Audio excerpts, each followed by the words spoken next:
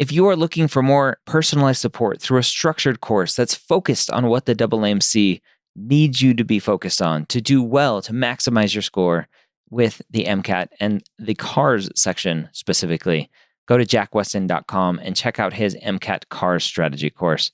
And if you sign up, let them know that you heard about them here on the podcast.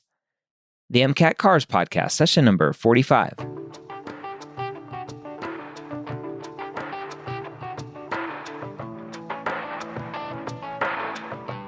The CARS section of the MCAT gives thousands of pre-meds nightmares every night.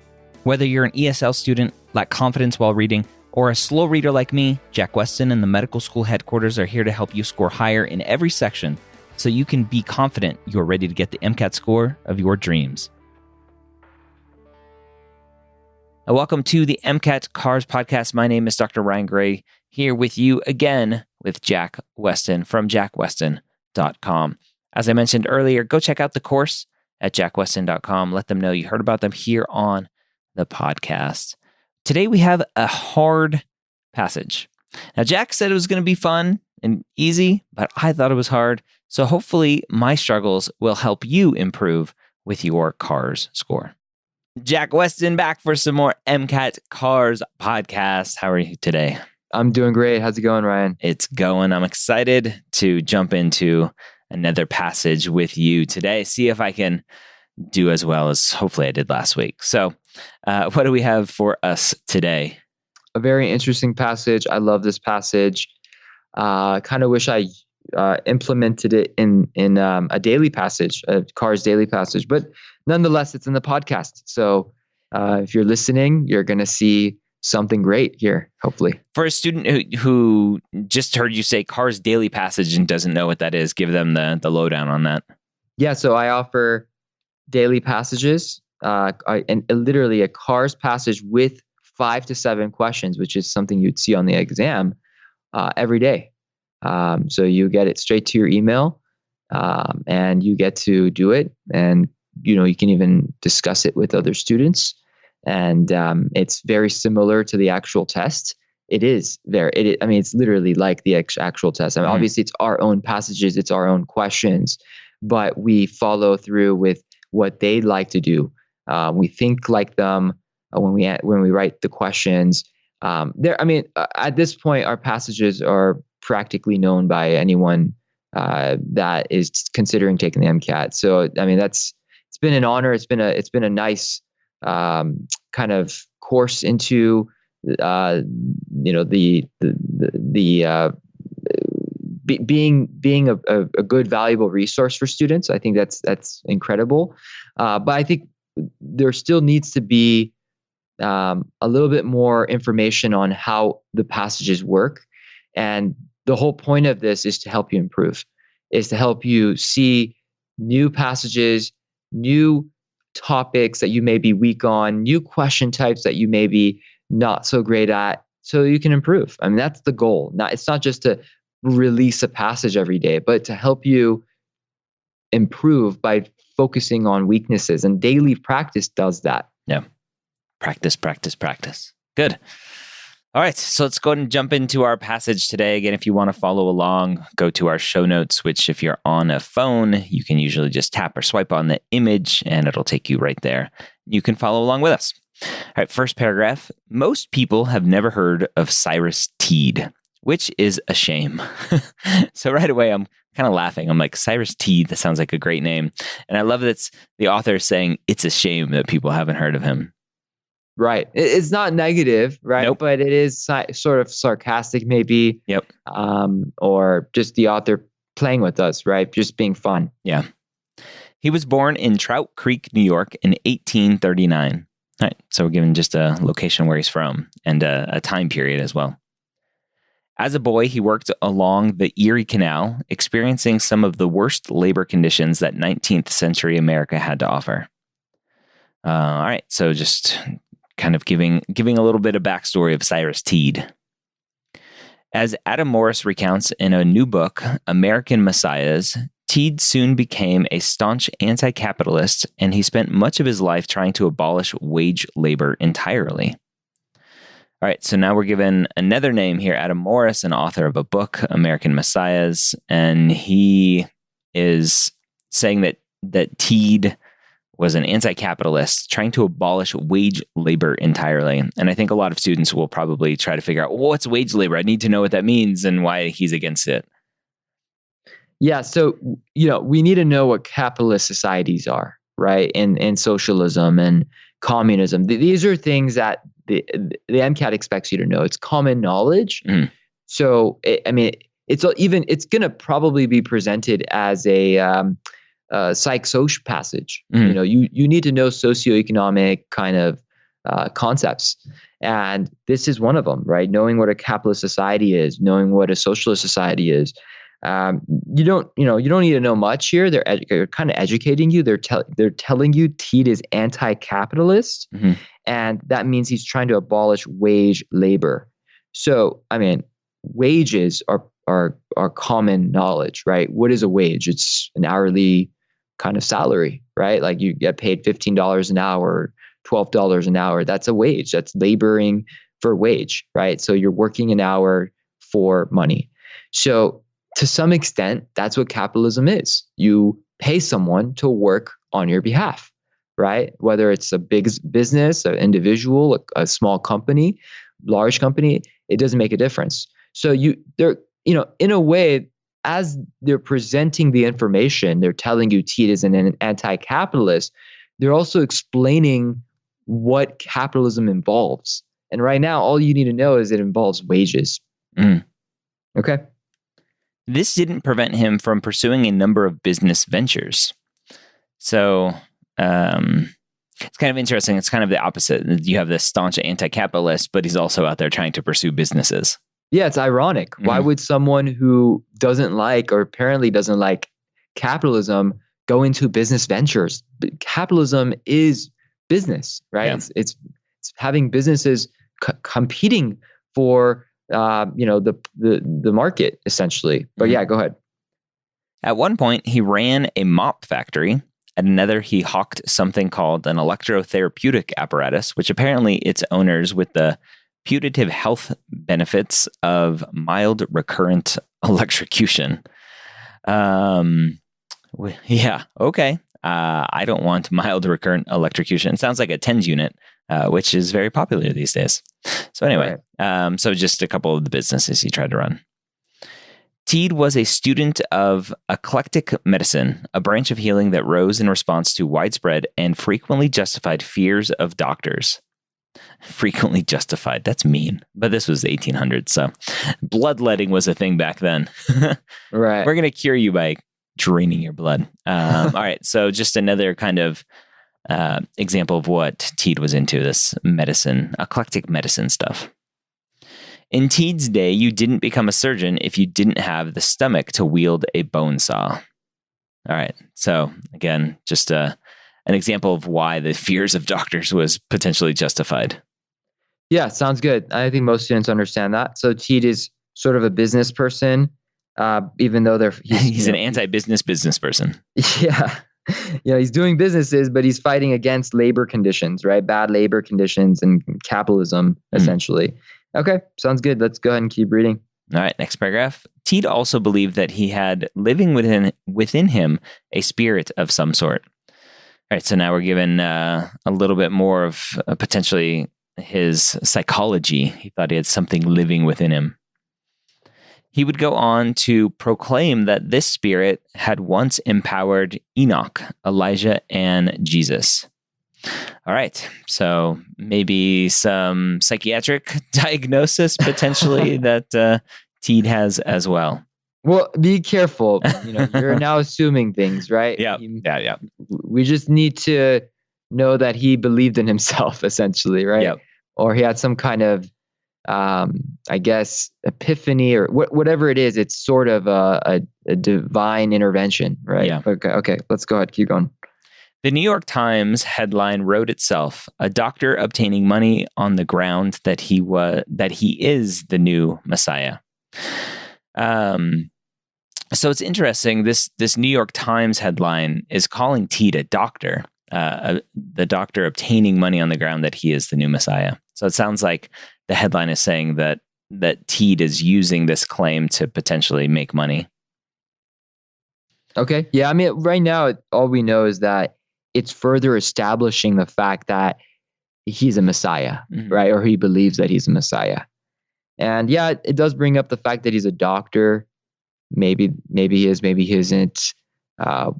Maybe he's doing it for money. But it is establishing or elaborating on the fact that he was some kind of Messiah, some kind of divine presence. Yeah. Go ahead. Teed called himself Koresh, a transliteration from the Hebrew version of the name Cyrus, and criticized mainstream Christianity as, quote, the dead carcass of a once vital and active faith. All right, so a little bit of information about criticizing Christianity, having a name from a Hebrew, so potentially another look. Okay, so there. Again, still a Messiah, but maybe in his own religion. Okay. Mm-hmm. Then in the 1870s, he founded a commune, Koreshan Unity, and announced that, quote, the new kingdom would be formed through women's emancipation. He envisioned a group of celibate, bi-gendered beings and the destruction of monopoly capitalism. Wow. That was hard to get through. Bi-gendered beings, destruction of monopoly capitalism. So we're getting a picture of someone who, again, try not to read too far into it, but we're getting a picture of someone who might be off the rockers a little bit. All right. So, I mean, to some people that might not be so crazy, right? Yeah. It kind of sounds like Bernie Sanders, but with the whole Messiah going on, right? Bernie. Yeah. So, okay. So he's divinely inspired, right? But he promotes equality of women, which is great. And the abolition of capitalism, right? Which is, you could decide if that's good or not. That's up to you. But ultimately, we just need to know what it's saying. It doesn't suggest he's crazy at all. Right? There's nothing in here that's saying he's crazy, right? So we can't assume that. We cannot bring that up. That will actually alter your perception of the answer choices. Because I can put up an answer choice that says he's crazy, right? And you may pick it because that's your perception of it, right? Yeah. But that's a bias that the author never presents this as a crazy person, right? True. Yep. Okay. All right. I gotta remove my biases. I don't think it helps that David Koresh and another Koresh was crazy in his own right. But anyway, moving on. Next paragraph. Teed is one of the case studies in American Messiahs, in which Morris exhumes the lives and beliefs of a linked procession of self-appointed prophets who tried to upend American religion and the American way of life.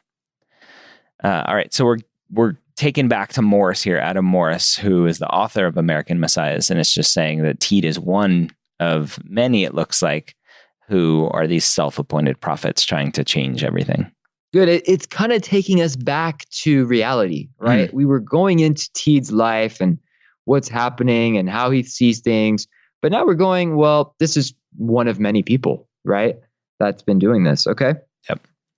They did so by attracting thousands, sometimes tens of thousands of followers while preaching a version of what Morris calls apostolic communism, which has a clear basis in Scripture. All right, so kind of painting a picture of thousands or tens of thousands of followers, and you think of this time in the 1800s, like, wow, without Instagram, how'd they do that? I'm impressed. And then just kind of talking about this basis in Scripture, which I think is an important part of the sentence. Right. So now they're talking about the brainwashing, right? Yep. So it's kind of like a brainwashing movement in a way. Okay. According to Acts 4:32, the first Christians in Jerusalem were of one heart and soul, and no one said that any of the things that belonged to him was his own, but they had everything in common. Okay. So as a student reading that, I'd have to read that like 10 times to try to figure out what it was saying. So we're given Acts 4:32, the first Christians in Jerusalem. Yeah. Is that necessary? Do we need to reread this a bunch of times? I hope not. No. I mean, I should take back what I said. I said brainwashing. That wasn't the right word. That's actually a negative connotation. The right word would be, just attracting. Yep. Right. They're attracting thousands. I mean, this guy might be right, might be wrong. I don't know. Right. Brainwashing suggests that, you're doing something to favor yourself, essentially. But in this case, he's bringing up, or at least pointing to scripture and how scripture works. Right. So it's essentially tying it back to religion and this movement of a sort. So I don't think it's necessary, especially if you don't know what's going on. But a good thing you can ask yourself when you're reading something like this is why? Why would the author bring this up? Why is the author suggesting this?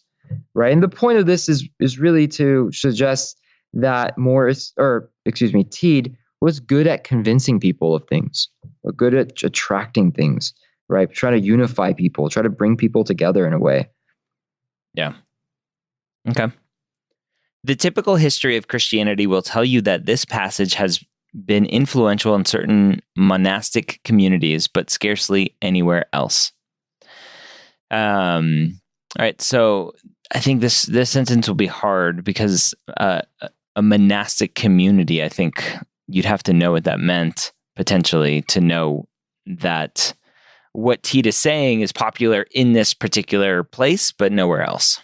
Yeah, you don't need to know what monastic means, but kind of think monks, people that are secluded, right, in a way. Okay, sounds good. So what's the big picture of this paragraph? So go back to the book. American Messiah is just talking about how they're during this period where these people, these self-appointed prophets trying to lead people. Yeah, lead people, has influenced thousands. They're building cults and communes that has a clear kind of scriptural precedent. Like they're trying to refer back to the Bible to some extent to kind of explain their point of view or their passage or why they're important, right? Yeah. And that's how most heretics come out, right? Is they point to some kind of Bible verse or some kind of part of some kind of older doctrine and suggest that they're interpreting it differently, right? And this is the right way that they should interpret it, and they should bring in their own ideas. It happens in every religion if you think about it. That's a very common attribute to religion. Okay, so let's go ahead and keep reading. So far we know that Teed is very influential in this way. Again, we don't really know if the author likes him, doesn't like him, what Morris is really suggesting other than he's influential. Okay, go ahead. All right, next paragraph. Morris is out to prove this account wrong, and in many ways he succeeds. All right, so Morris, again, the author of the book American Messiahs. I'm not sure what he's referring to as this account. What's he trying to prove this account wrong? It's not clear, but probably Teed's kind of approach to things. Okay. Yeah, we don't, until we keep reading, we won't know exactly what account, but most likely, just Teed's basis, right? Teed's his whole philosophy. Philosophy. Yeah. Okay. As it happens, a resilient strain of Christo-Marxist thinking has endured in America. All right, so now we're given this term Christo-Marxist. So Karl Marx, I'm assuming that's referring to, right? And how there's some thinking from that world that has endured in America. Yeah, you don't. I don't know if I should say this, but I think you should know Marxism, right? To some extent, you should know who Marx is or socialism is. Yep. Right. So, at this point, Marxism, socialism, communism, think of them as the same thing. It's not exactly the same thing, but think of them as the same thing. And then capitalism is separate, right? Capitalism is its own thing. So Christo-Marxist is referring to Teed, right? And you could probably understand that without knowing this outside knowledge, right? You don't need this outside knowledge because it's pointing back to something. The only thing we've talked about was Teed. So if they bring up new terms, go with it. Think of it in a new way. Think of it in this new Christo-Marx way, right? It's in a way educating you on how you should on different ways that you can think of things. Go ahead.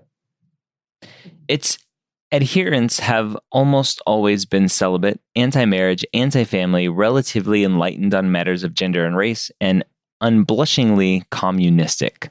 All right, so it's painting a picture of people who follow this Christo-Marxist thinking. Okay.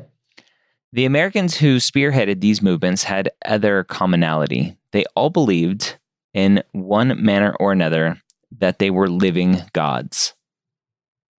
Okay? Which is what Teed was as well, self-appointed prophet. Yeah. So all of this is just talking about how it's common, but we don't know why or what makes more suggest that this is not necessarily good. Yeah. And again, it's not good or bad. It's just right. It's just this is what they thought. Right. Well, I'm just referring to the first sentence. Prove this account wrong. We don't know what account. Maybe the way that this was approached. I don't think it's really doubting more Teed's philosophies. It's more about whether how Teed approached this. Yeah. Right. That's the key. Go ahead. For Morris, this fact has too often been exploited as an excuse to dismiss a radical tradition. Which fact? The fact that they were living gods, I guess? Yes. Okay. And they're using that to dismiss a radical tradition. Which radical tradition? We don't know. Maybe it'll be the radical tradition of being celibate and anti-capitalism, right? Oh. So the author Morris is basically, this is the account that Morris is having, right? Is that basically people can use their radical, like Teed's radical approach against them. Does that make sense? So, yep. The radical approach would be being, celibate and, caring for women, right? And women's emancipation, like they said. And that it could be used against them, right? Essentially, or their, used against their points of views, right? Like their whole political ideologies. Yeah. Okay, go ahead. Far more than for their heretical beliefs, he writes, the communistic and anti-family leanings of American messianic movements pose a threat to the prevailing socioeconomic order. All right, so again, this is Morris talking, and it looks like Morris is now saying, hey, this is really bad because it's a threat to our socioeconomic order, right? The order of our American ways. Well, it's not necessarily Morris's belief that they're wrong. This is just how Morris paints other people perceiving him. Does that make sense? How other people perceive the Messiah. Okay. All right. In other words, these men and women were, morally speaking, light years ahead of their time, and that's why we don't take them seriously. So, oh man, I'm so confused. So this is the author of the passage talking. These men and women, morally speaking, light years ahead of their time, and that's why we don't take them seriously. So it's interesting. The author is saying, hey, they're ahead of their time, and to me, like if I think of someone who is anti-marriage, anti-family, celibate, enlightened on matters of gender and race, but thinks they're a living God, I don't think they're ahead of their time. So I think this passage is hard for me because I'm disagreeing with a lot of it. Yeah. So obviously the author is sort of liberal in this stance, right? Because the author is trying to say that this Messiah had good points of views. Yeah. Right. This anti-capitalism ideology is a good idea. It's okay. But the author is trying to say that they used Teed's radical kind of points of views, some of his points of views against him, right? To kind of bring him down. So, the fact that he's divinely inspired is used against him. It's discrediting him and other people like him. So, I mean, the way you have to read this is that quote is Morris's point of view, right? The communistic and anti-family leanings of American messianic movements pose a threat to the prevailing socioeconomic order. So that's something that people believed, right? Like that people did not like Teed because it would go against socioeconomic order. But really, right, these men and women who, were bringing up these different points of views were actually really ahead. They were progressive in a sense. And that's why we don't take them seriously, is because we weren't necessarily understanding their points of view at the time. We were discrediting them as much as possible, right? We were trying to throw them under the bus whenever they said something stupid, even though they had some great ideas. Yeah. Right. So that this paragraph is really key because it's explaining to us how, they know a lot, right? They're enlightened on matters and on gender and race, and are against capitalism, right? And their beliefs about being divinely inspired was used against them. So that's really the point the author's trying to make, is that even though they had some great ideas, they went downhill because they were too extreme. They did things that were out of the mainstream. Yeah. Okay. Oh, all right. Last paragraph. It is interesting that these movements had progressive goals long before mainstream society did. Oh, there you go. All right. Okay. So there's the light years ahead. So these progressive goals. One of the first prophets Morris writes about is a woman, the Quaker pacifist Jemima Wilkinson, who assumed her prophetic identity in 1776, following a bout of fever when she was 23. All right, so this person here who is in Morris's book, a Quaker Jemima. And it's interesting, they talk about she assumed her identity, this prophetic identity, after fever. Okay. This is just another example of someone just similar to Teed. Yeah. Okay.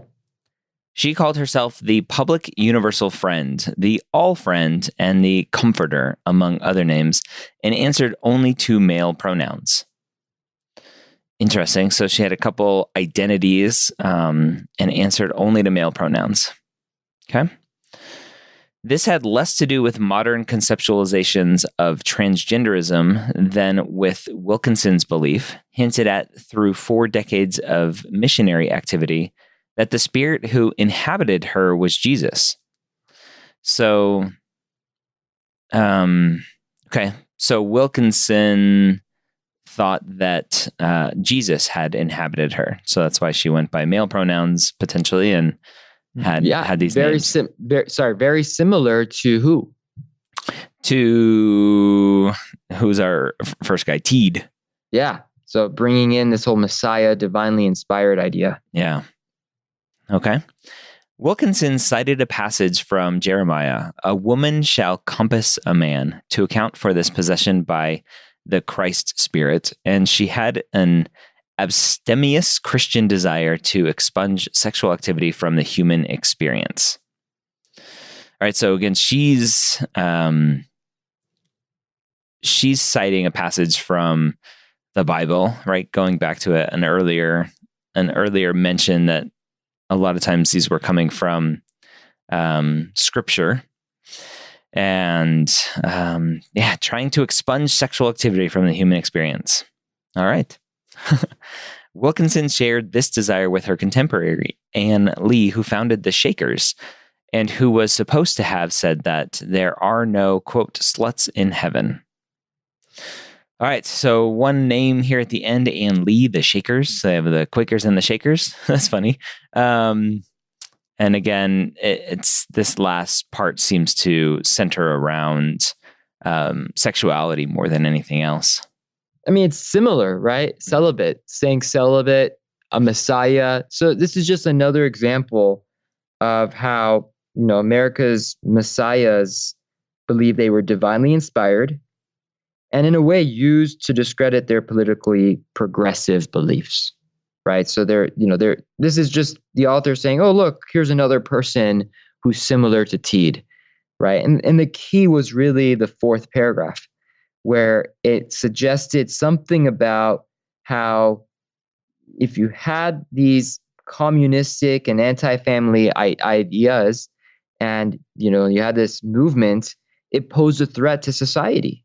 Mm-hmm. So you have to realize that is, that's what the author believes. The author believes that they were used to discredit them, right? So the main idea I would say would be that these America Messiah's beliefs about kind of being divinely inspired was used to kind of go against their politically progressive beliefs. So, being this Messiah kind of hurt you. If you, that's what the author is saying. The author is saying, look, if you did not present yourself potentially as a Messiah, who knows what would happen, right? But the fact that you were a Messiah hurt you, right? It hurt your ideas, your progressive values. Wow. This is probably one of the hardest passages. I'm trying to figure out why it was so hard for me to read. Do you, for a student to go through that process and go, I'm just totally clustered. What is a typical way to have them straighten back up? Yeah. So the reason why I like this passage is because it brings in a confusing idea, right? And it's not easy to understand, especially if you have your own biases. And what I would tell students is break it down. Focus on one paragraph at a time. Each paragraph is kind of its own entity, right? Focus on that paragraph, understand that paragraph, and then go to the next paragraph. Don't try to connect dots. That's not necessary. You just need to know, okay, the first paragraph discusses Teed, right? And who Teed is. Second paragraph goes into more about Teed's ideas and how he's a messiah, right? Third paragraph discusses, again, more of this messiah stuff and how he's a cult leader and again tied to the Bible in some degree. Nothing new. This is all about Teed and what Teed is doing. The fourth paragraph is where we have most of our information, right? The fact that it's suggesting the author's point of view. It's saying, look, they were not taken seriously because of their radical positions. That's the point of view that they want you to know. Right. So they established this entire story, all this context to tell you their opinion in the fourth paragraph. And then the fifth paragraph just gives you another example. And that's the structure of this passage. That's what you need to know going into the questions. So take it one paragraph at a time. You may not have had an easy time with the fourth paragraph, but if you were paying attention, or at least trying your best to pay attention, I think you would have caught on to the point about how they were not taken seriously, especially the last sentence of that fourth paragraph. And I think that's more than enough to really get the questions right. You don't need to understand every little sentence. You don't need to worry about those scripture kind of Bible sentences. You need to know why the author's bringing things up. If I ask you, why do we bring up Jemima Wilkinson, right? What would you say? Why did we bring up another example of what? Of someone who thought that she was that she was God or a God. But exactly. But who was probably discredited because of that, right? So someone who had progressive beliefs but was discredited due to the fact that they thought they were messiahs, and that ends up being our main idea because they established that over and over again, right? That's a big point the author really wants you to know. All right, there you have it. That was a hard one for me. I don't know why. Maybe it was the end of the day, getting a little tired, running low on sugar, or something else. But hopefully going through that passage was helpful for you so that you can learn how to be better, how to do better on the MCAT. Hope you have a great week. We'll see you next time here on the MCAT CARS podcast.